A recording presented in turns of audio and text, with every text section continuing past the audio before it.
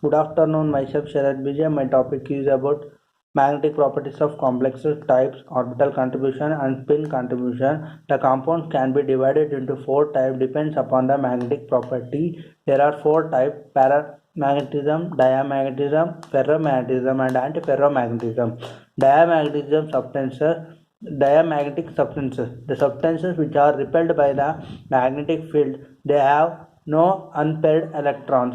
Paramagnetism substances which are attracted by the magnetic field, they have paired electrons. Ferromagnetism substances, example iron, cobalt, nickel, they are strongly attracted by the magnetic field, possess unpaired electrons. In magnetic field, spin of all metal ions get aligned in the same direction.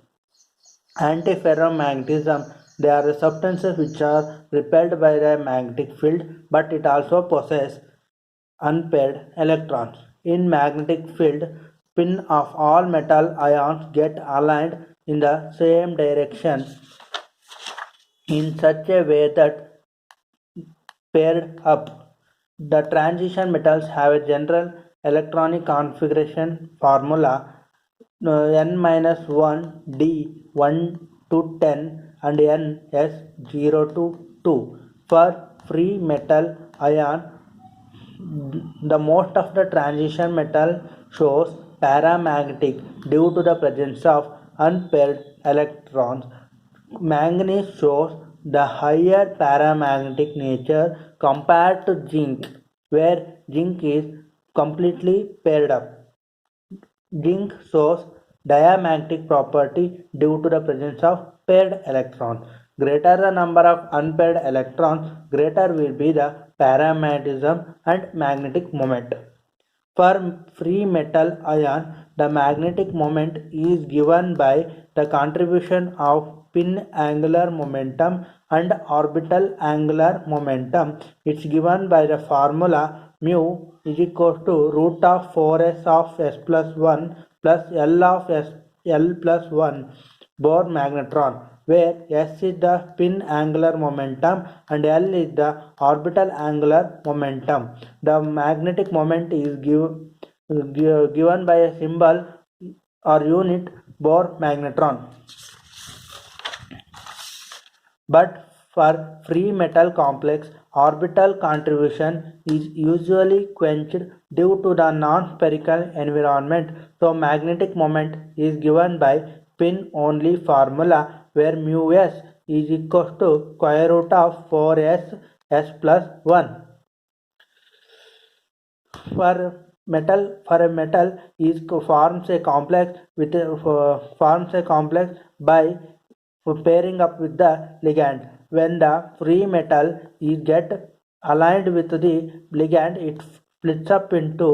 it forms a complex and splits up into two energy levels, Eg and T2G. If the strong field ligands like cyanide, the energy level splits up into a large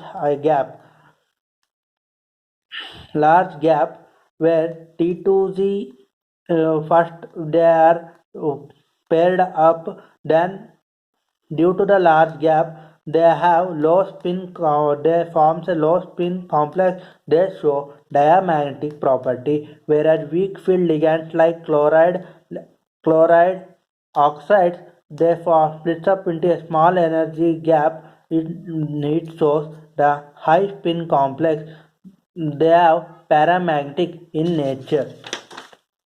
For example, cyanide is a strong field ligand. It splits up into two energy levels of high energy gap, where the magnetic moment is 0, whereas water or aqua compound is having a weak field ligand. It shows high magnetic moment. In 4D and 5D series, magnetic moment is given by spin and orbital contribution. For D1 and D2 and low spin D5, high spin D6 and D7, they show observed magnetic moment is greater than the calculated magnetic moment. Their magnetic moment is given by spin and orbital contribution. Orbital angular momentum generated due to the rotation of the electron around the nucleus. In most of the metals, this moment is quenched due to the restricted rotation and outer environment. For orbital angular moment to contribute, there must be a one or more empty or off-field orbitals similar in energy to the orbitals occupied by the unpaired electron. This orbital should be having appropriate energy. This orbital should not possess electron of a spin as that of rotating electron.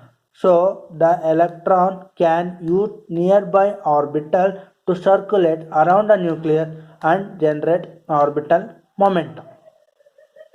In this diagram, dxy and dx square minus y square, the electron is rotating on the xy plane. The electron can use the dxy square with 90-degree proportion to rotate around the nucleus, where T2g orbitals is mainly used for the determination of the magnetic property of the transition metals. All T2g orbitals like dxy, dyz and dzx are generated and have same energy, shape and symmetry. They can be transformed into one another via rotation around 90 degree, where d1, d2 having orbital contribution due to there is a one electron present. This electron can use these vacant orbitals to circulate around or rotate around the nucleus to generate orbital momentum, whereas in this case also these electrons use these vacant orbitals to rotate around the nucleus, whereas D3 there are no orbital contribution because they are all the electrons are occupied the orbital. There is no space evolved to rotate around the nucleus, whereas low spin orbitals having one inverted spin electron, this electron is allowed to use the inverted vacant orbital to rotate around the nucleus, and similar to that of d6 and d7 also they make an orbital contribution. When all T2g orbitals are singly or doubly occupied, they will not make the orbital contribution. Due to the presence of inverted spin electron, it makes and vacant orbital, it makes some orbital contribution. The magnetic property is affected by geometry of the complexes. For example, nickel having D8, whereas in a free ion state it has 4.47 Bohr magnetron of magnetic moment. When it forms an octahedral, the energy gap is more than the orbital contribution is not possible, whereas in tetrahedral the energy gap is small, the orbital contribution that makes the magnetic moment. Thank you, one and all.